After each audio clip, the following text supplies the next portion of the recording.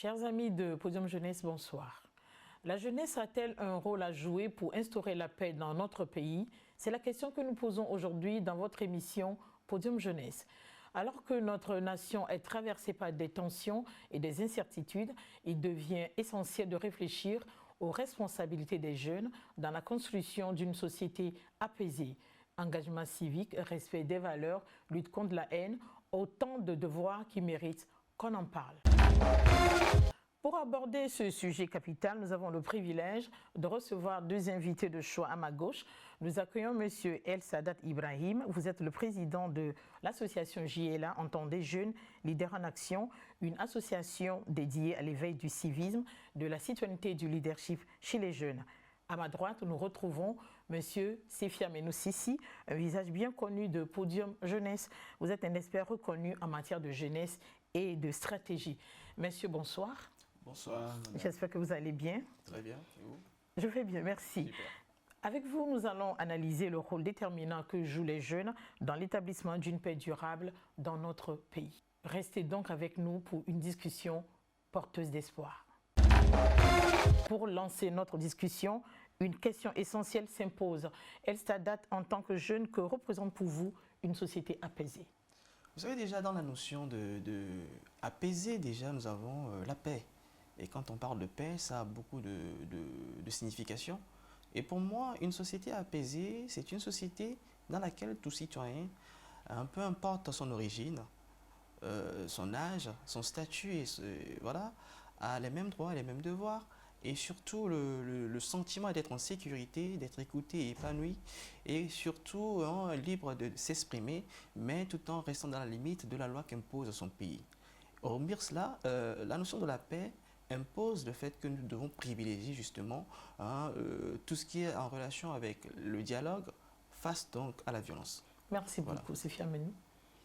D'accord, par rapport à cette question, moi, je pourrais dire qu'il s'agit essentiellement de valoriser le vivre ensemble, de valoriser la cohésion sociale, parce que ce sont des éléments cardinaux qui permettent aux gens, peu importe votre origine, votre âge, votre sexe, votre culture, de pouvoir cohabiter, parce qu'il s'agit de cohabiter ensemble. Nous venons d'horizons diverses, mais nous cohabitons peut-être même dans une même maison, plusieurs ethnies, plusieurs religions, etc.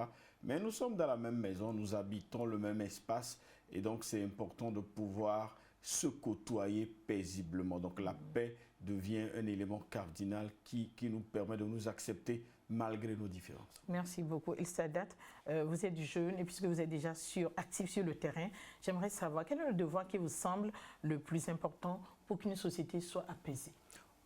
À mon avis, le devoir le plus important, c'est de s'engager pleinement dans la cohésion sociale. Pourquoi je dis cela? Aujourd'hui, vous allez remarquer que nous n'avons plus donc les médias conventionnels ou traditionnels.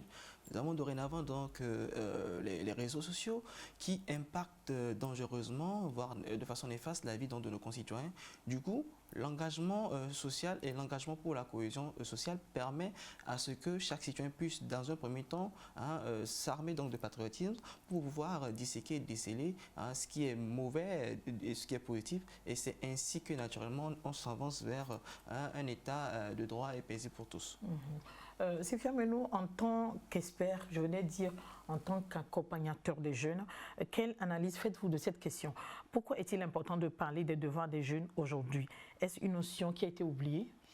Oui, c'est important de parler des devoirs de nous les jeunes parce que, a priori, on se comporte comme si on n'avait que des droits, alors qu'on a aussi des devoirs. Et donc, c'est comme vous vous levez, vous ne prenez pas soin de votre chambre, etc. Elle est sale et vous tombez malade. A priori, vous criez qu'on ne vous amène pas à l'hôpital, mais en réalité, vous aurez pu éviter qu'on vous amène à l'hôpital si vous-même vous avez pratiqué l'hygiène. Donc, quelque part, le devoir et le droit, enfin, les droits et les devoirs sont comme les deux faces d'une monnaie, en fait, d'une pièce de monnaie. Donc, c'est pas séparable. On ne sépare pas. On fait les deux de façon simultanée. Donc, c'est important que l'on puisse revenir encore, peut-être à la case départ, pour réexpliquer un peu que la fondation du droit repose sur les devoirs. Ok, merci. Elsadat, pour illustrer concrètement votre engagement, pourriez-vous nous raconter une situation où votre engagement a fait une réelle différence pour apaiser un conflit ou améliorer la vie de votre communauté et les leçons que vous en avez tirées? Je parlerai donc plutôt de deux situations. D'abord une situation physique, là où nous avons donc assisté donc à un débat de jeunes dans un quartier, et à l'issue de ce débat-là, il s'ensuit donc voilà, des prises de position extrémistes. Eh bien, heureusement que j'étais donc là ce jour-là, et donc il fallait donc jouer donc la médiation. Et par cette médiation-là, nous avons donc pu donc ramener les deux bords à comprendre qu'il faut instaurer un dialogue franc, sincère, pour pouvoir justement comprendre les deux bords. Et l'autre élément, c'est sur les réseaux sociaux, parce que je scrute beaucoup les réseaux sociaux, et j'ai compris que nous avons donc rencontré un phénomène très dangereux sur ces réseaux-là, où beaucoup de personnes appellent donc à la violence. Alors, quand on fait face à cette situation, on ne peut pas rester les bras croisés.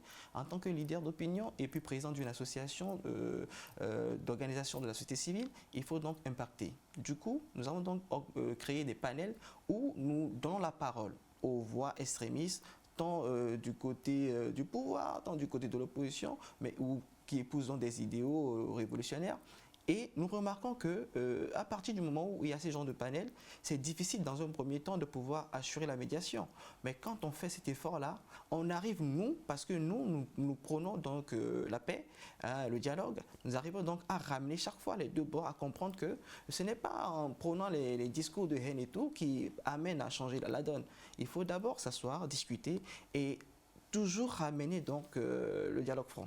Et pour moi, aujourd'hui, je pense que c'est quand même une réussite parce que nous avons eu à désamorcer, dans un premier temps, un certain mouvement qui a eu donc ces courants révolutionnaires. Voilà. Merci. Sefia Benou, c'est une question essentielle à laquelle nous devons réfléchir. Selon vous, comment la notion de devoir citoyen, notamment chez les jeunes, peut-elle prévenir les incivilités ou même des tensions plus graves dans la société? La notion du devoir citoyen doit être réexpliquée, bien expliquée et doit être ancrée dans les gènes de toute la nation, en fait, des populations. Parce que sans ça, vous pouvez passer tout à l'heure, quand je dis de l'autre bord, c'est quitter la vie civile pour aller vers l'incivilité. Donc, vous pouvez, en fait, c'est juste un petit courroie qui peut vous faire basculer du bon côté pour aller vers le mauvais côté. Donc, en fait, c'est important parce que il faudrait que les gens puissent comprendre que dans une cité ou dans une société, nous avons des devoirs et nous avons également des droits. Et donc, quelque part, la notion de la citoyenneté ou de la civilité est importante parce que cela permet de savoir quand est-ce qu'il faut réagir, quand il ne faut pas réagir, et lorsque vous devez réagir, de quelle manière vous devez réagir pour que cela ne vous crée pas des soucis après. Donc, je prends l'exemple, par exemple, de quelqu'un qui a été attrapé dans la rue pour avoir volé. La personne a été attrapée parce qu'elle a fait quelque chose de mauvais, d'accord. Mais si vous attentez à la vie de la personne, on vous enferme. Peu importe, cela veut dire que la personne, malgré ses erreurs, a aussi des droits et que vous aussi, malgré tout, vous avez aussi des devoirs vis-à-vis de la personne. Vous devez donner la personne à la loi, à la justice et non vous rendre justice vous-même. Donc, quelque part, ce sont toutes ces petites notions-là que nous ignorons, qu'on ne rappelle pas assez. C'est vrai qu'aujourd'hui, nous avons un bon programme, etc., d'éducation civique et citoyenne, etc., mais je pense que ça doit être ancré. Je l'ai déjà dit sur ces médias, en prétendant qu'il faudrait que la matière la plus importante qui doit permettre aux apprenants, aux jeunes, de pouvoir être fermes dans ce qu'ils font, être engagés, les pieds solides, c'est la citoyenneté responsable. C'est qu'ils comprennent que si ça tombe, en fait, c'est dans mes mains, en fait. La nation se retrouve dans mes mains. Et qu'est-ce que je fais avec? C'est comme un œuf que vous avez dans vos mains. Qu'est-ce que vous faites avec ce œuf-là? Est-ce que vous faites des omelettes qui sont agréables ou bien vous les cassez en l'air? Et donc, si vous les cassez, c'est que vous perdez. Donc, l'objectif est commun, comme on a l'habitude de le dire, même si nous regardons chacun dans une direction pas orthodoxe ou pas commune. L'objectif, c'est que nous voulons quitter le point A pour aller au point B. Et donc, quelqu'un peut dire qu'il veut passer par un raccourci, d'autres peuvent passer par le chemin normal, mais l'essentiel, c'est que nous puissions marcher ensemble pour pouvoir y aller. Et c'est ce qui est important, parce que si nous n'avons pas les mêmes objectifs, ou soit nous ne comprenons pas les raisons pour lesquelles nous sommes ensemble, donc quelque part, nous allons digresser, nous allons perdre du temps, et nous allons nous violenter inutilement, sans le savoir. Et à la fin, c'est comme on le dit, 10 personnes creusent un trou et 10 personnes y remettent du sable. Donc, ce qui est sûr, c'est qu'il n'y aura pas une fosse qui est construite, mais il y aura beaucoup de poussière. Et la poussière, elle ne fait pas du bien à nos yeux. Et donc, quand je dis elle ne fait pas du bien à nos yeux, c'est qu'elle ne nous fait pas du bien. La connaissance de nos droits et de nos devoirs est cardinale, et savoir exactement quand est-ce qu'il faut réagir, quand est-ce qu'il faut rester calme, quand est-ce qu'il faut dire ci, quand est-ce qu'il faut dire ça. Et même en voulant défendre nos droits ou en exerçant nos devoirs, nous devons faire en sorte de ne pas brimer les autres. Parce que si nous brimons les autres, nous sommes en violation des droits de l'autre, etc. Donc, si je comprends bien, vous dites qu'il est important de revenir sur les notions de citoyenneté, de civisme, et qui parle de pédagogie, parle d'éducation, et qui parle d'éducation, parle de répétition. Oui, il faudra assez répéter cela, rendre cela assez pratique. Moi, j'ai vu le nouveau manuel d'éducation civique et morale du Togo actuellement. C'est vrai que c'est bien. Il y a beaucoup d'idées, beaucoup de termes. Mais j'avoue que si on retourne avec ce document au collège, c'est compliqué pour les enfants de comprendre ce dont on parle. Ça veut dire que quelque part, parce qu'il y a des expressions qui ne sont pas détaillées, expliquées par rapport au niveau des apprenants. Donc, des fois, en matière de pédagogie, il faut revenir vers la personne ou l'apprenant et rentrer dans son contexte. Ne pas rester dans votre contexte, parce que vous pourrez dire de belles choses, mais la personne ne comprendrait absolument rien. Mais par courtoisie ou par respect, la personne vous dira « Ah, j'ai tout compris », mais en fait, elle n'a rien compris du tout. D'accord, merci beaucoup. El Sadar, vous voulez revenir sur cette question? À partir du moment où l'éducation est mise sur le tapis, vous comprenez naturellement que la personne prend connaissance d'un certain nombre de valeurs, des choses à faire et des choses à ne pas faire. Donc, qui n'est pas éduqué, ou bien une société qui n'est pas éduquée, c'est une société donc, qui va tout droit vers le mur. Alors, cette question donc, de citoyenneté doit être prise au sérieux. Pourquoi? Parce que, vous savez, moi j'ai l'habitude de dire ceci, la jeunesse, il faut toujours segmenter cela en 3 niveaux, et chaque 3 niveaux donc, a ses responsabilités. Alors, le premier niveau, moi généralement je les classe de 12 ans à 18 ans, et c'est une classe pépinière qui ne maîtrise pas forcément un certain nombre de choses, et cette classe-là maîtrise d'être accompagnée, d'avoir un soutien en termes de mentorat pour qu'on puisse leur inculquer les valeurs citoyennes, les valeurs patriotiques qui va justement les amener à faire la part des choses dans ce monde de loup où justement beaucoup agissent sur la base donc, de leur intérêt, surtout en ce qui concerne donc, les hommes politiques.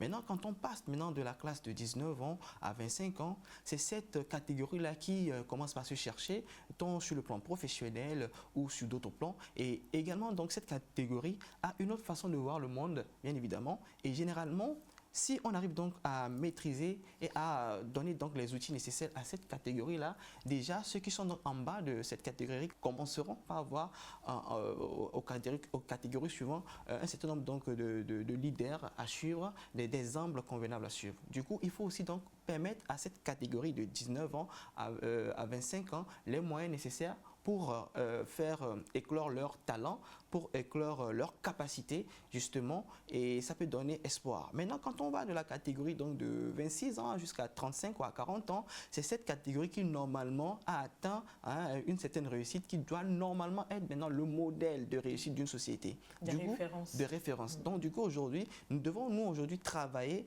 à faire en sorte qu'on puisse, pour la majorité qui vont se trouver dans ce cercle-là, avoir des cercles de réflexion qui vont justement travailler sur la problématique même de la jeunesse, à faire en sorte qu'aujourd'hui qu'on puisse déterminer par quelles voies et moyens nous pouvons donc produire des fruits très intéressants pour la société, justement. Et là même, justement, il faudrait que l'État aussi puisse s'investir en cela, s'investir pour pouvoir dégager des modèles en cela. Parce que pourquoi je dis cela? À partir du moment où on arrive à avoir des modèles, c'est beaucoup plus facile de pouvoir, en plus de l'éducation, de rassurer justement cette jeunesse qui commence par venir pour dire tiens, vous avez vu tel modèle, a eu tel parcours et ça a donné ceci. Et autrement dit, vous allez remarquer que nos jeunes vont commencer par se désintéresser de certaines blogueurs en griffe qui, malheureusement par moment, influencent négativement cette jeunesse-là et vont plutôt maintenant s'intéresser à ceux qui ont réussi dans la vie. Pour mieux comprendre la vision de la jeunesse sur ces sujets, nous avons tendu le micro à quelques jeunes Togolais. Écoutons leurs réponses.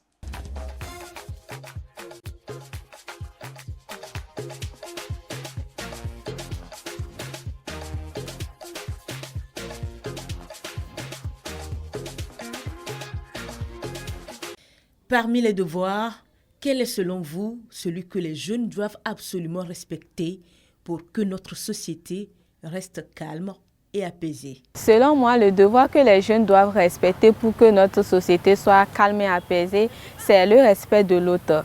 J'entends par respect de l'autre, le respect de ses choix, de ses croyances et de son opinion. Je pense que tous les devoirs ont été conçus pour, de façon générale, contribuer au calme et à l'apaisement dans une société.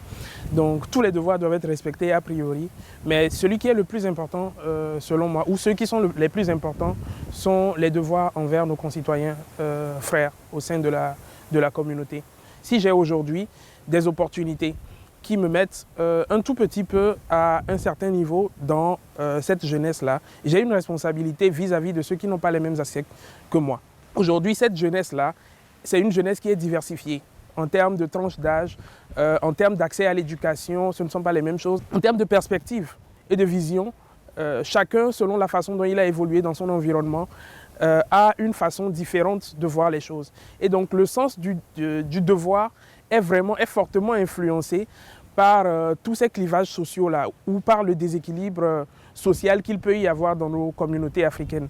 Donc pour moi, le devoir se situe à tous les niveaux. C'est-à-dire que du moment où je commence à avoir des avantages ou que j'ai des accès auxquels il y a d'autres personnes dans ma communauté qui n'ont pas ces mêmes accès que moi, il faut que je fasse un travail maintenant pour atteindre ces personnes-là et les écouter et comprendre leurs préoccupations. Parce que je ne suis pas là seulement pour profiter de ma communauté ou de mon pays, mais aussi donner quelque chose. Et il n'y a pas de pays qui existe en dehors de sa population. Donc le devoir pour moi, le plus fondamental, c'est que nous soyons à l'écoute des populations autour de nous, chacun à son niveau.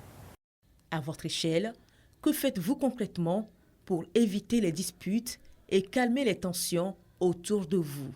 À mon niveau, j'essaie d'éviter d'entrer en conflit avec mes camarades jeunes. Si par exemple, j'ai un camarade qui a un point de vue qui est différent du mien, je ne m'énerve pas et commence pas à crier, non. J'essaie plutôt de me calmer. Si peut-être après je peux revenir dialoguer avec lui, on va discuter. Peut-être que c'est moi aussi qui n'ai pas bien compris son point de vue et essayer de nous entendre. Si vous êtes de croyance chrétienne, il est dit dans la Bible qu'une réponse douce calme la fureur ou calme la colère d'une personne. Donc je pense que lorsqu'il y a des personnes qui sont, ou des gens dans la jeunesse qui ont des tensions, qui ont des préoccupations, il est important de ne pas tenir des discours incendiaires ou des discours qui vont enfoncer le clou dans ce qui constitue déjà une blessure ou une douleur pour ces personnes-là. C'est de les écouter et de savoir quelle est la préoccupation. Quelle est la préoccupation? Parce qu'aujourd'hui, la jeunesse africaine a des aspirations qui sont quand même légitimes, les unes plus légitimes que les autres. Aujourd'hui, la mondialisation fait qu'il y a une forte comparaison qui se fait par rapport à l'Occident et donc qui fait que toute la jeunesse aspire à quelque chose de profond. Donc, à mon niveau personnel, c'est de vraiment écouter lorsqu'il y a des tensions. Je ne pense pas qu'il y ait des jeunes qui de soi-même ont envie de créer des tensions au sein de la société. Mais à mon niveau, ceux qui sont à ma portée, j'essaie de les toucher, non seulement pour leur demander de calmer des tensions, mais de comprendre quelles sont leurs aspirations profondes et les raisons qui amènent ces tensions-là pour pouvoir apporter des solutions définitives en s'approchant à la fois des institutions et en les orientant vers les bonnes informations pour qu'ils puissent aussi réaliser tout ce qui constitue les aspirations les plus profondes de leur cœur. Selon vous, les jeunes Togolais ont-ils vraiment conscience de leurs devoirs et de leur rôle pour maintenir la paix dans notre société? Selon moi, les jeunes Togolais ont conscience de leur devoir pour maintenir la paix au Togo. Je suis une jeune et j'ai conscience de mes devoirs. Donc, je peux affirmer que mes autres camarades jeunes ont conscience, même si certains peinent à avoir conscience. Quand je vois le nombre de jeunes qui militent dans les associations, dans les communautés pour le développement, je me dis que oui, les jeunes ont conscience, même s'il y a encore un travail à faire. Le sens du devoir est fortement influencé par les clivages sociaux. Donc les perspectives, la compréhension du devoir varie selon la position qu'occupe tout un chacun. Si nous voulons qu'il y ait une perception harmonisée du devoir, il faut que le déséquilibre social soit corrigée. Donc les jeunes ont conscience de leurs responsabilités. Il y a un travail de communication efficace et de sensibilisation aussi à faire à l'endroit de la jeunesse. Mais cette communication-là, si elle ne se fait pas en tenant compte des réalités et des aspirations profondes, on aura toujours des perspectives différentes et une jeunesse qui est fragilisée et divisée. Ces témoignages de la jeunesse togolaise nous donnent des pistes de réflexion importantes pour la suite de notre discussion. El Sadat, étant donné l'importance de votre mission au sein de votre association Jeunes Leaders en Action, pourriez-vous nous parler des actions concrètes que vous mettez en place pour aider les jeunes à prendre conscience de leurs responsabilités et à les appliquer? Tout d'abord, il faut comprendre que Jeunes Leaders en Action est né justement pour pouvoir servir d'intermédiaire, de moyen par lequel la jeunesse peut s'exprimer. Et ayant donc compris cela, concrètement, qu'est-ce que nous faisons? Nous travaillons sur tout ce qui a rapport avec l'engagement citoyen, tout ce qui a rapport avec le développement et le leadership. Et sur le terrain, nous avons compris qu'il était très important de pouvoir former nos jeunes justement. En ce sens-là, nous organisons donc des formations sur le civisme et sur le patriotisme. Pour nous, ce sont des éléments fondamentaux sur lesquels il faut s'appuyer pour justement non seulement aider l'État et garantir une société vivable pour tout et chacun de nous.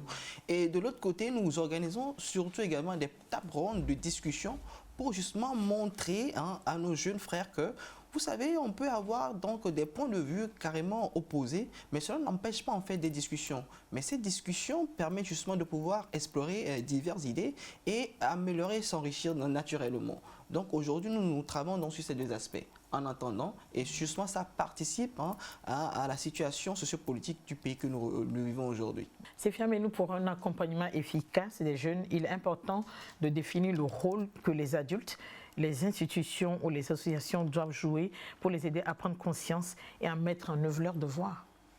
Oui, absolument, parce que là, quelque part, si nous assistons à des situations peu reluisantes, la responsabilité doit être partagée, c'est-à-dire que ce soit au niveau de l'État, que ce soit au niveau des OSC, que ce soit au niveau, je ne sais pas, des groupes, des associations, etc.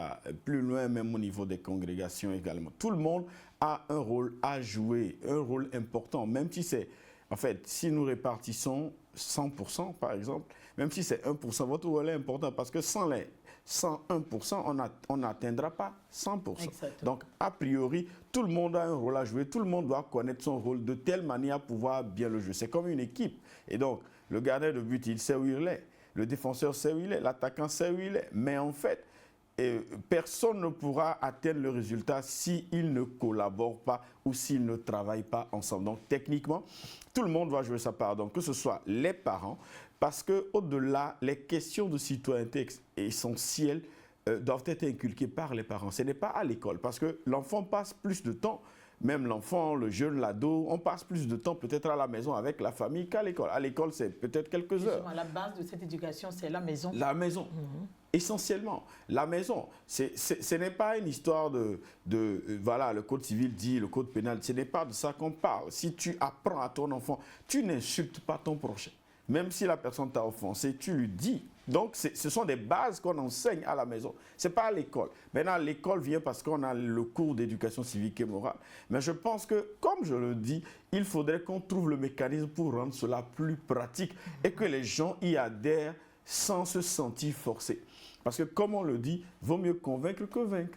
Et comme ce qui est convaincu est déjà vaincu, mais ce qui est vaincu n'est pas forcément convaincu parce que peut-être c'est une arme qu'on a mise sur ta tête et tu es obligé de dire oui sans être forcé. Alors que si tu acceptes, et en fait, si tu es convaincu de cela, tu vas librement le faire. Donc, et les parents, et comment on dit ça, les autorités, que ce soit à n'importe quel niveau, tout le monde doit pouvoir donner l'exemple. Parce qu'en fait, ce que vous voulez que les gens fassent vis-à-vis de vous, vous devez pouvoir montrer cet exemple. Ce n'est pas de la magie, ce n'est pas aussi du dilatoire.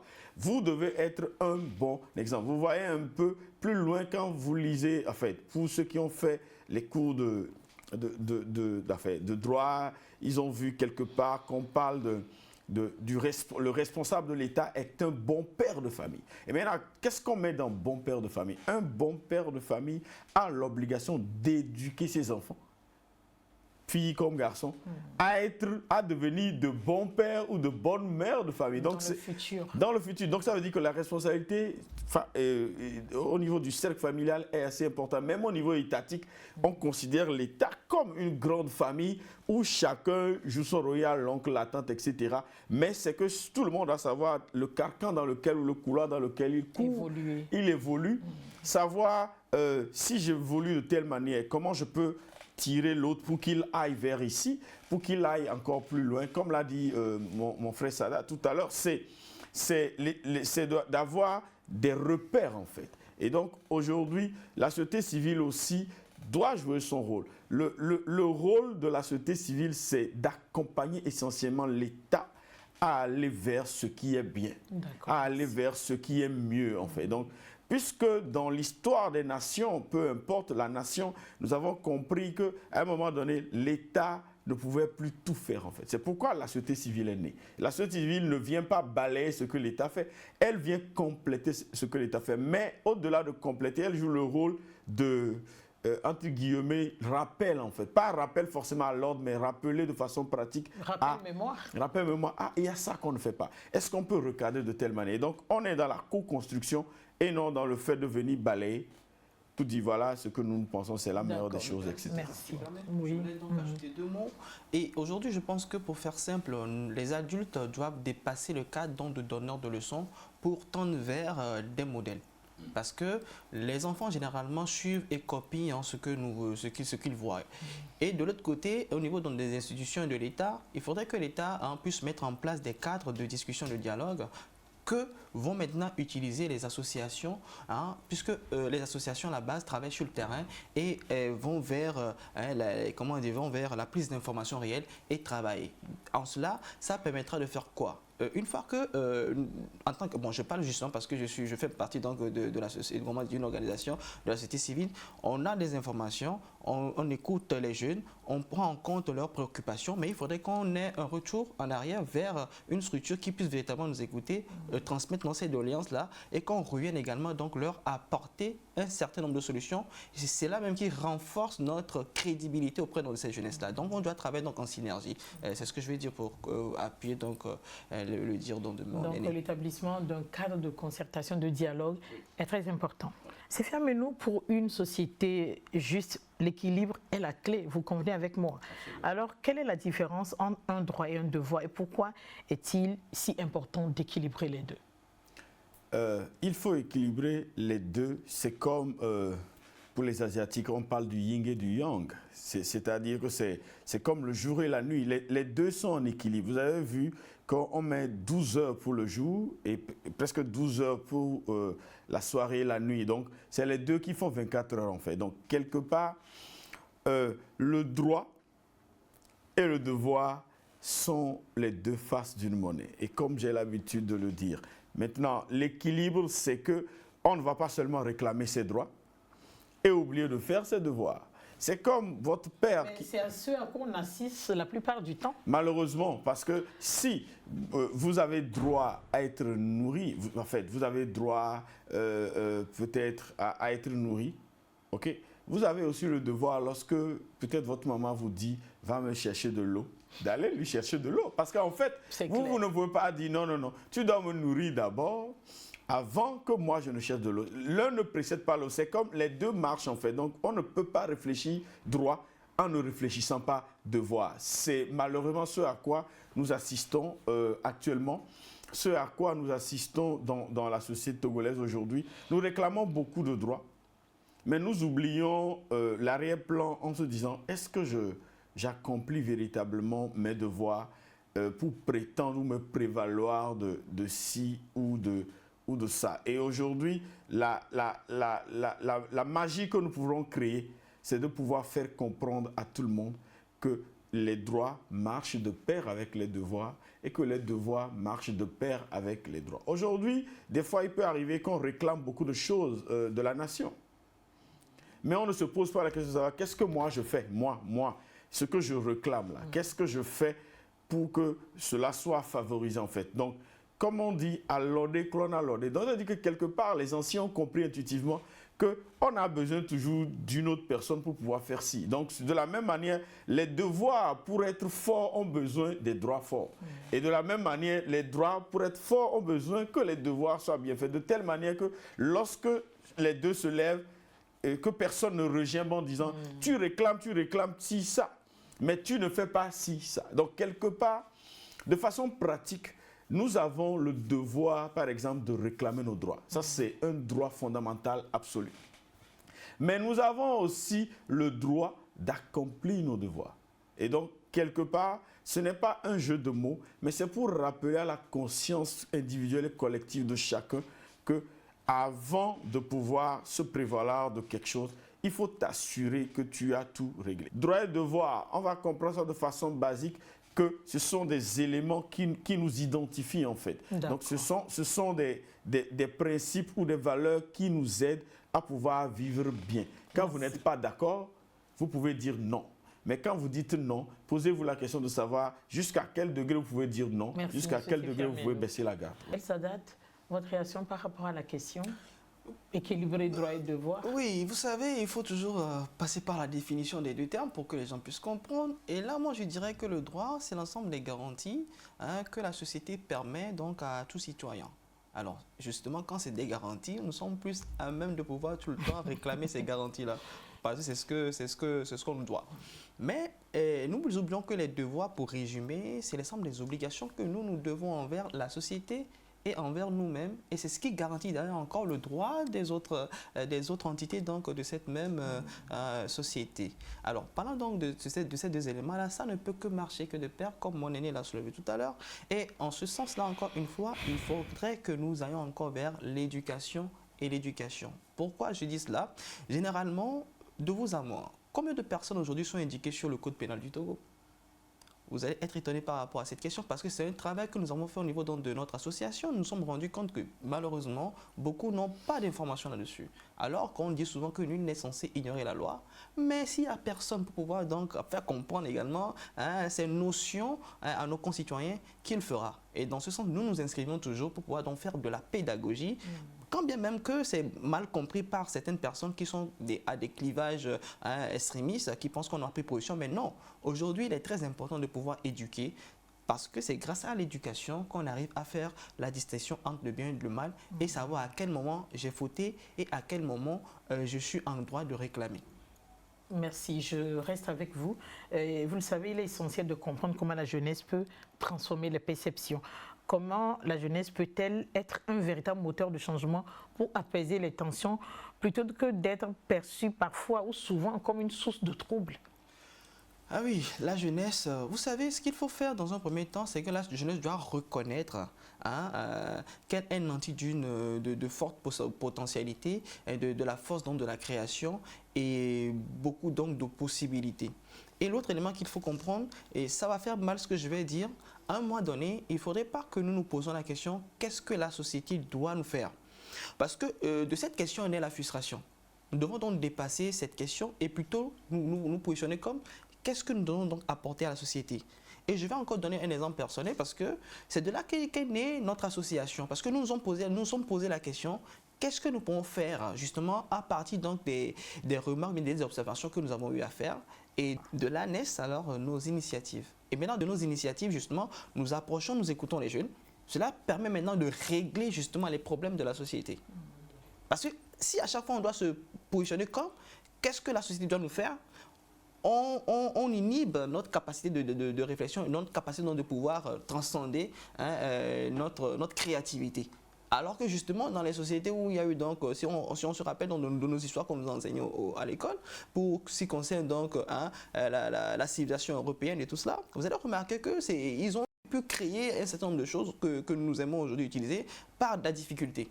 Si on ne se met pas aujourd'hui donc dans cette posture de pouvoir transcender nos difficultés, laissez-moi vous dire que nous n'avons pas encore compris la raison d'être. Parce que pour devenir leader d'opinion, quelqu'un qui puisse donc apporter un changement, il faut changer donc de façon de penser et c'est là même qui amène justement donc le changement que nous espérons en posant la question qu'est-ce que la société nous doit? Merci. Séphia Menou, votre avis sur cette question? Nous avons malheureusement été éduqués à attendre, en fait, à plus attendre que à donner. De la même manière, normalement, que nous attendons des choses ou des retombées positives, nous devons être enclins à pouvoir proposer également des attitudes ou des aptitudes positives. Donc, cela veut dire que si tu attends de la monnaie, il faudrait que tu puisses envoyer du travail, par exemple. C'est-à-dire que il faut que cela soit à sa juste valeur, quoi. Que cela soit équilibré, ça revient encore au jour et à la nuit. C'est-à-dire que ce que tu fais par ici, ça te permet d'obtenir tel genre de résultats. Quelque part, nous aimons trop peindre en noir beaucoup de choses qu'il se passe. Je ne suis l'avocat de personne, mais je voudrais que nous puissions comprendre que ce n'est pas par le fait d'un hasard que nous sommes Togolais, quoi. On aurait pu être Burundais, on aurait pu être Malien. Mais si nous sommes Togolais, c'est parce que nous avons un rôle important à jouer pour la nation togolaise. Et donc, la vraie question est de savoir quel est le rôle que moi je joue. Tout le monde doit se poser la question de savoir, est-ce que moi je casse? Est-ce que moi je construis? Qu'est-ce que moi j'apporte dans l'édifice global de cette nation? Avant maintenant de voir ce que l'autre fait. Parce qu'avant de dire que l'autre ne fait pas, il faudrait aussi penser à savoir qu'est-ce que toi tu devrais faire. Est-ce que toi tu as tout fait? Tu as fait tout ce que tu devrais faire avant maintenant de t'assurer que l'autre n'a pas encore commencé. Donc quelque part, tout le monde doit se poser les mêmes questions. Que ce soit les dirigeants de la nation, que ce soit les simples citoyens, tout le monde doit se poser la question. Moi, en tant que dirigeant, qu'est-ce que je fais pour ma nation? Moi, en tant que citoyen, normalement, à un point T, tout le monde devra dire que quel que soit votre niveau, quel que soit votre rang, quel que soit votre âge, vous dites qu'est-ce que je fais pour que ma nation aille de l'avant. Merci, Séphia Menou. Avant de conclure avec sa date, si vous aviez un message clé à transmettre à tous les jeunes qui nous suivent sur leur devoir pour une société apaisée, lequel serait-il? Vous savez, ce que je veux dire à notre chère jeunesse est très simple. Nous ne devons pas nous laisser en fait instrumentaliser. C'est très important. Pourquoi je dis cela? Notre jeunesse n'a pas vécu les affres donc, de 2005, encore moins des années 90. Et je pense qu'aujourd'hui, c'est cette problématique-là qui fait que beaucoup de personnes sont enclins rapidement à la violence au lieu donc d'épuiser tous les voies donc, pacifiques nécessaires. Du coup, c'est très important. Posez-vous la question pourquoi, aujourd'hui, quand il y a donc l'apologie de la haine, mais des discours haineux, pourquoi ceux qui donc mettent des plans en exécution ne sont pas aussi âgés, ne sont pas dans la trentaine et tout ça, mais ce n'est que des jeunes de 18 ans. Mais aujourd'hui, si on fait un petit calcul rapide, de 2005 à 2025, c'est pratiquement 20 ans. Les jeunes de 20 ans, vous voyez un peu le contraste et puis la difficulté. Donc, il faudrait qu'on ne soit pas instrumentalisé. Et j'invite nos jeunes à s'approcher donc des associations qui travaillent justement en ce sens-là pour pouvoir d'abord les outiller de la qualification nécessaire, de leur apporter donc un recours, un secours également. Et pourquoi je dis cela? Ces jeunes doivent comprendre qu'il y a quand même des structures qui sont disponibles pour les écouter. Malheureusement aussi, c'est par manque d'informations et ces jeunes pensent qu'ils n'ont plus donc de recours. Et j'inviterai également l'État à accompagner donc ces associations-là qui luttent à les assister d'une certaine façon à préserver donc la cohésion sociale. Et c'est ensemble que nous devons donc travailler donc à cette paix-là, mais que ce travail ne soit pas uniquement donc du revers de la jeunesse, mais également donc de nos institutions. Merci, Séphia Menou. Un ajout? Je voudrais inviter véritablement la nation, en fait, les détenteurs de droits obligations à pouvoir ouvrir l'espace civique. Parce que moi, j'estime qu'on ne devrait pas voir les associations, les ONG, etc. comme des adversaires. Aujourd'hui, pour pouvoir participer d'une manière ou d'une autre à la vie de la société, c'est de s'engager dans une association, dans un club, dans un groupe, etc. D'être vraiment actif parce que si vous êtes dans votre coin, personne ne vous verra. Il faut militer.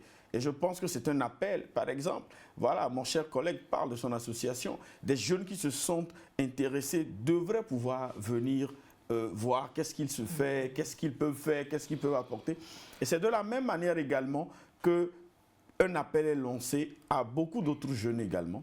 Et s'ils ont la capacité de pouvoir créer des associations, qu'ils puissent les créer et que l'État qui a la force régalienne puisse ouvrir le service civique, en fait, de telle manière à ce que les gens puissent apporter des bribes de solutions, parce qu'une petite solution, plus une petite solution, plus une petite solution, ça donne une grande solution. Donc ça ne restera pas petit. Et que la porte soit ouverte entre le dialogue, entre les détenteurs de droits et maintenant la société civile, et que personne ne voit l'autre comme un chien en laisse, quoi. Que on se voit comme des partenaires qui vont apporter un plus pour que la famille de toute la nation togolaise puisse aller de l'avant. Puisse évoluer. Elsa Date, pour terminer notre échange sur une note concrète, quel est le tout premier pas, le geste simple que chaque jeune peut faire dès maintenant pour contribuer à cette société apaisée dont nous rêvons tous? Le tout premier pas que nous devons faire, c'est déjà nous engager pleinement vers toute action pacifique, tout dénouement pacifique, et c'est le tout premier élément qu'il faut aborder. Et ensuite, l'autre élément, si vous me le permettez humblement, je souhaite également lancer un appel avec toute humilité à notre président du conseil, dans ce sens-là, que peut-être, pourquoi pas, dans le prochain gouvernement, qui puisse véritablement avoir un canal qui puisse récupérer les problématiques, les problèmes de la jeunesse. Je pense qu'aujourd'hui également, qu'on a ces difficultés, puisque nous avons quand même plus ou moins 70% de notre jeunesse, de notre population aujourd'hui qui est vraiment jeune, et il faudrait trouver des moyens par lesquels pouvoir, rassembler cette information-là dans une bande de données et apporter des solutions de jeunes aux jeunes. Merci. Séfia Menou. Moi, je voudrais inviter tout le monde. En fait, quand je dis tout le monde, c'est vraiment tout le monde. Les vieux, toutes les tranches d'âge, à pouvoir décider de participer à la création de la nation que nous voulons, à la création de la société que nous voulons. Et que nous puissions arrêter de toujours jeter le tort sur l'autre ou le dévolu sur l'autre. Et que quelque part, nous puissions être sincères et honnêtes, faire des introspections personnelles avant de pouvoir nous projeter maintenant. Je pense que si tout le monde faisait la part des choses, tout le monde verrait quelque part que dans cette marche, dans cette dynamique, peut-être moi aussi, j'ai manqué de dire peut-être c'est ça qui a fait que l'autre... Nul n'est coupable, nul n'est victime. Et que tout le monde se responsabilise. C'est une responsabilité collective de nous tous, quelles que soient nos tranches d'âge, quelles que soient nos positions, quels que soient nos rôles, quels que soient nos titres, nos obédiences, de pouvoir nous asseoir et de penser à la vie de cette nation qui attend de nous de grandes choses. Merci. Nous arrivons donc au terme des interventions de nos invités, Elsa Date et Séfia Menou. Je vous remercie pour ces éclairages précieux. Je vous rappelle qu'Elsa Date Ibrahim est le président de l'association JLA, Jeunes Leaders en Action, une association dédiée à l'éveil du civisme, de la citoyenneté et du leadership chez les jeunes. Et Séfia Menou Cécile est expert jeunesse et stratégie. Voilà, c'est la fin de ce numéro de Podium Jeunesse. On l'a bien compris aujourd'hui, construire une société apaisée, c'est l'affaire de tous et surtout celle de la jeunesse. Chaque geste compte, chaque parole de paix a son importance. N'oubliez jamais que vos devoirs de citoyens sont de vrais pouvoirs pour transformer notre quotidien. Soyez des acteurs du calme, des bâtisseurs de ponts, des promoteurs de la bonne entente. D'ici là, restons unis, agissons avec cœur et bâtissons ensemble une société apaisée. Merci de nous avoir suivis. À très vite pour un nouveau numéro de Podium Jeunesse.